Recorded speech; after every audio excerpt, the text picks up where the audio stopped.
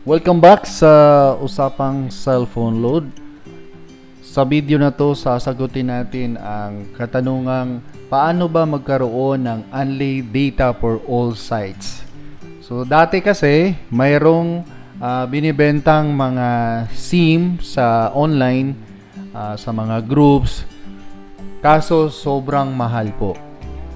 Siguro nasilip din ni Smart na ginawa pong negosyo ng iba yung mga SIM na yon, kaya binago po ni Smart yung way para magkaroon or paano magkaroon ng data or only data for all sites.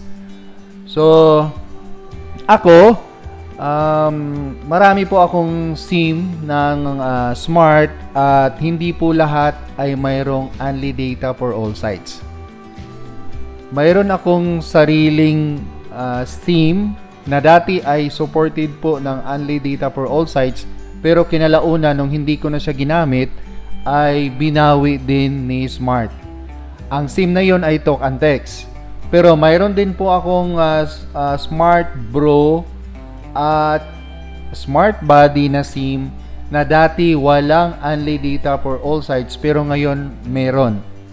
So ibig sabihin, random na po ang selection na ginamit ni Smart para ang siguro kung hindi man lahat or karamihan ay magkakaroon ng only data for all sites. So ano ba ang dapat gawin para magkaroon dito or magkaroon ng features ng only data for all sites? Siguro para sa inyo, marami sa inyo siguro ang magsasabi na napaka-misleading naman tong video na to. Yes, siguro hindi ko masagot lahat ng nasa isip ninyo kung ano yung mga katanungan, pero sa ngayon po ang tanging paraan lang para magkaroon ka ng only data for all sites ay aantayin lamang na magka-offer ang iyong SIM. Hindi malayo na magkakaroon ito dahil ang features na ito ay binigay at babawiin. Bigay-bawi po si Smart at saka si Talk and Text. So, posible ngayon, yung mga mayroon, kapag hindi nila nagamit yon or hindi nila na-continue ang or hindi nila na-maximize yung paggamit ng only data for all sites, binabawi po yun ni Smart at inilipat sa iba. Gaya sa akin, yung bagong SIM ko ngayon na hindi ko inaasahan na magkakaroon ng only data for all sites ay nagkakaroon ito. Pero for several months na ginamit ko ito, wala po itong only data for all sites. O ngayon mayroon na.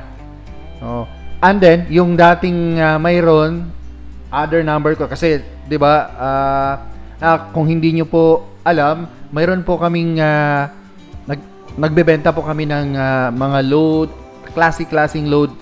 Kaya siguro nasa more than 20 or aabot ng 30 ang smart numbers namin. Yung iba din ginamit namin sa GCash, kaya namo-monitor namin kung ano yung mga number na mayroong only data for all sites. So ngayon, yung bagong number ko kasi nagpalit ako ng another number dahil doon sa isa ang daming tumatawag na naman. Itong bago ay nung binuksan ko ito, nung kakabili ko lang, wala talaga ito. Pero after I think 3 months, mayroon na naman siya. So kayo guys, kung gusto nyo talagang magkaroon ng only data for all sites, antayin nyo lang na dumating itong features sa SIM ninyo. Regardless kung bago or luma, may chance pa rin na magkakaroon kayo ng only data for all sites.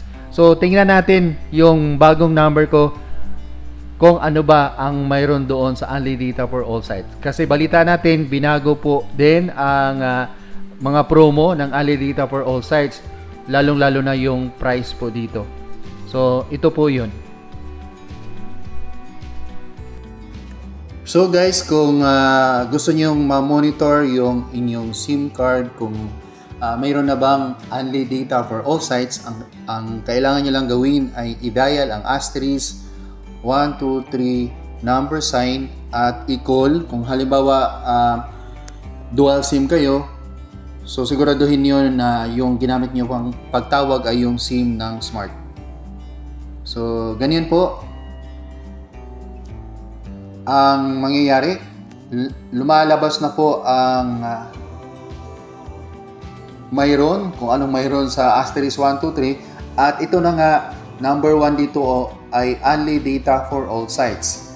Yan po yung bagong nakuha ko na feature na dati ay wala naman dito sa number na to. So, number 2, number 3, 4 hanggang 9, pwede niyo ding alamin kung anong mayroon dyan. So, depende po sa pangangailangan ninyo. Pero speaking of only data for all sites, ito lang muna ang pag-uusapan natin sa video na to. So, i-click natin yung 1 or mag-send tayo ng number 1 kasi yun yung alamin natin, yung only data for all sites. So, send. Ito po yun. May dalawang uri na po ng only data. Only data at only data plus. Yung only data, check muna natin. Yan. Mayroong 7 days, ang halaga 175 at 30 days, ang halaga is 449. Only data for all sites and apps. So, purely data lang po ito. Balik tayo sa isang only data promo, yung only data plus. So, sa 2 tayo papasok. Dito sa 2, ang mayroon dito ay hindi lang only data for all sites, kundi mayroon na ding only calls and only text. Ang difference lang, yung presyo ay medyo mataas. So sa 7 days ay 225 at sa 30 days naman 599. So kayo na po ang mamili kung saan, pero kung ako ang papipiliin, mas gusto ko yung only data plus na only data na for all sites, mayroon pang only calls and only text. Sa 30 days, 599. So, hindi mo na kailangang mag-load pa para pang tawag kung kayo po ay purely only data for all sites and apps lang. So, kayo, kung gusto nyo po ang only data, pwede din. Only data plus, kung hindi naman kayo gaanong gumagamit ng tawag or text, doon na lang kayo sa only data na medyo makakatipid kayo sa presyo. So, yun lang siguro. Madali lang naman na mag-subscribe doon. Piliin nyo lang kung anong promo ang gusto ninyo. Tapos, mag-subscribe. And then, makakatanggap na kayo ng text na yun po ay successful na na-load sa inyong number. So, medyo nawala. Sige, magbigay tayo ng sample para may idea kayo. Baka hindi nyo pa alam paano ito gagawin. So, dito na lang tayo sa only data. Only data lang, hindi yung plus. So, dito sa 449, almost 100 ba? 100 ba yung difference? 175 at saka 225. Yung 7 days, 175 at saka 225. Dito naman sa 30 days, 449 at saka 549 ata. Nakalimutan ko na. Okay, balik tayo. 449. 599. Mas mataas pala to. So, 599 more than 100. 549. 549 tuloy. 599. Sa kakamadali ko, hindi ko na masabi ng maayos yung dapat kong sabihin. So, 599 less 449. So, 150 ang difference.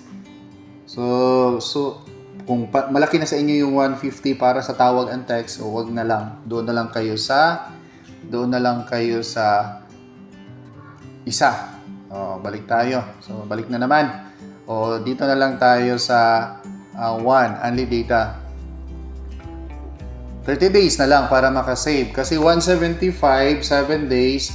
So, 175 times 4 So, kung 7 days ang kukunin ninyo tapos sa isang buwan, apat na 7 days kayo, ang magagastos nyo po dyan ay 700. Samantalang, kung diretso 30 days, ang magagastos nyo lang is 449.